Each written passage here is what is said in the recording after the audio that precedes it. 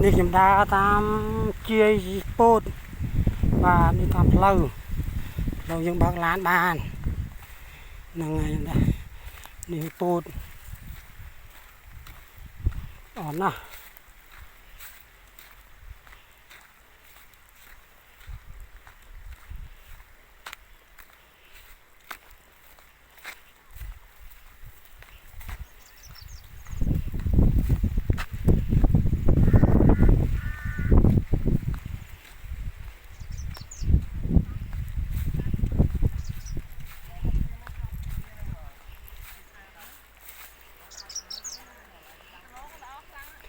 បាទហ្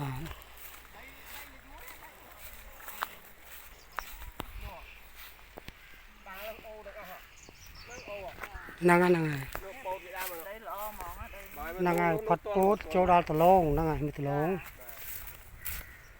លងស្អាតណាស់ដើមប៉ិន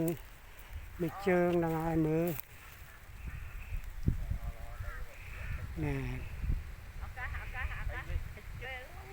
ហ្នឹងហើយនេះសិតតែដំណាំពេញទាំងអស់ហ្នឹងហើយមើលទៅខៀវបំប្រងបាទហើយខាងមុខនេះផុតពីដបូលផ្ទះនេះទៅនោះគឺអូរហូត